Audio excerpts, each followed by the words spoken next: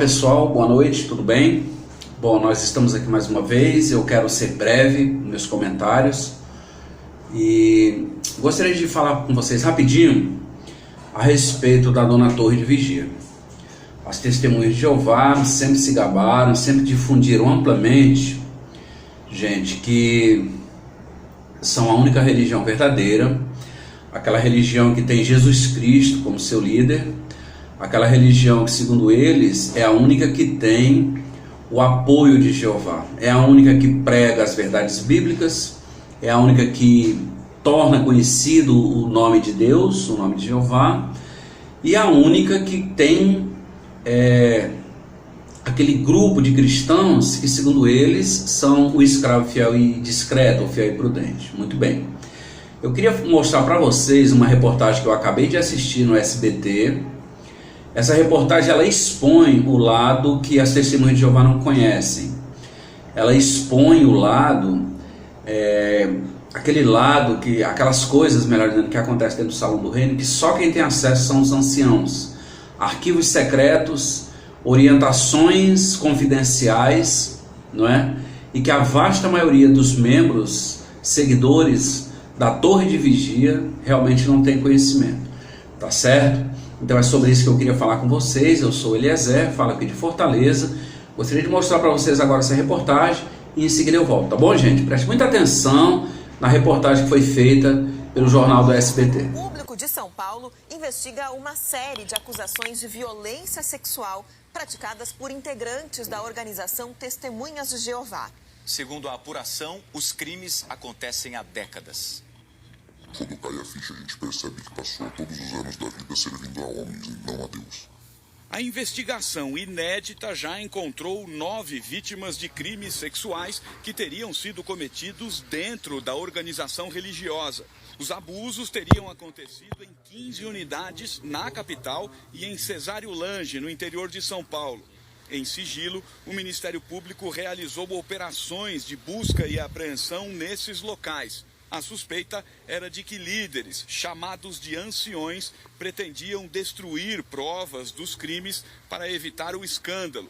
Foram apreendidas pela polícia vários indícios da ocorrência de outros delitos de natureza sexual, até porque o mandado tinha por objeto específico a apreensão de documentos que narrassem delitos sexuais, especialmente contra vítimas vulneráveis. A organização religiosa cristã surgiu nos Estados Unidos em 1920.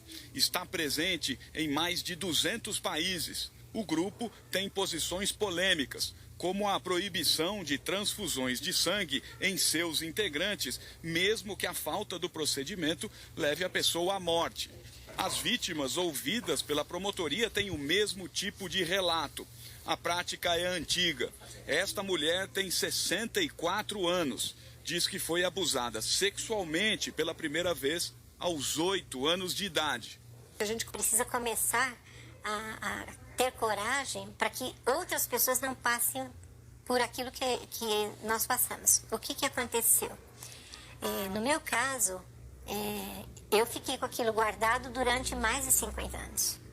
E eu só tive coragem de começar a falar nisso, acredito que de uns 8 anos para cá. De acordo com a investigação, em todos os casos, os chefes do grupo religioso foram comunicados da violência sexual, mas nada foi feito internamente e nenhuma autoridade policial foi comunicada. A forma como os chefes das Testemunhas de Jeová lidam com os casos de violência sexual vai na contramão do que determina a lei. O Manual do Ancião diz que se um integrante da organização cometer um pecado, um caso de pedofilia, por exemplo, ele só será investigado se o agressor confessar ou se a violência for testemunhada por 2 pessoas, ali, na hora, no momento em que ela acontecer, o que é irreal. Praticamente nunca acontece. A palavra da vítima, lá dentro, não vale nada. O homem que prefere não mostrar o rosto é um ex-ancião. Deixou de ser testemunha de Jeová porque não concordava com os rumos da organização. Ele conta que presenciou relatos de vítimas de violência, incluindo crianças. Já presenciei, não bem estupro com penetração, mas um abuso explícito de ficar nu, de passar a mão nas partes íntimas de criança, que não lhe foi levado para frente porque a criança falou e ficou só na voz da criança. Ele explica ainda que os relatos são detalhados, escritos à mão e guardados em envelopes, e acaba por aí. São esses documentos que a promotoria encontrou. Em nota, a organização afirmou que abomina qualquer tipo de violência e disse, abre aspas, não aceitamos um abusador em nosso meio e nunca o protegeríamos. Sobre a necessidade de que casos de abuso tenham testemunhas para apuração interna, a organização afirmou que isso não substitui a ação das autoridades em relação ao assunto. Mas os advogados do grupo religioso tentaram impedir a apuração do Ministério Público com um recurso ao Tribunal de Justiça. O desembargador Cláudio Marques negou o pedido e afirmou que a investigação contém indícios bastante relevantes quanto à prática de crimes sexuais. Quem sabe, para que ao final de tudo, nenhuma vítima se sinta assim outra vez. É um sentimento de nojo, de repugnância, de imundície, né? Enfim, de uma coisa que não presta, né? Gente, conforme vocês viram então aí, a reportagem ela mostra tudo aquilo que a liderança das Testemunhas de Jeová não querem que as pessoas saibam. Como é que uma religião ou uma seita ela se diz verdadeira e oculta provas? Os advogados inclusive entraram na justiça, como foi mostrado aí, não é? Para pedir a suspensão do inquérito. Veja que o Ministério Público ele precisou fazer a investigação em segredo. Por quê? Porque há a suspeita, eu não estou aqui afirmando, foi dito aí pela promotora e pela reportagem. Mas por que eles fizeram isso em sigilo? Porque existia a suspeita de que os anciãos tinham recebido orientação para destruir as provas. Eu quero, gente, fazer uma pergunta bem sincera para você que é testemunha de Jeová. Essa aí é a religião verdadeira? Esses líderes, são eles os irmãos de Cristo, gente?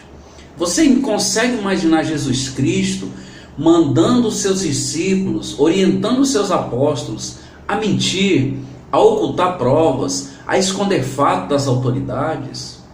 Gente, quando Jesus estava frente a frente com Pôncio Pilatos, Jesus estava ali sendo julgado segundo a acusação que foi fomentada pelos fariseus, pelos escribas, não é?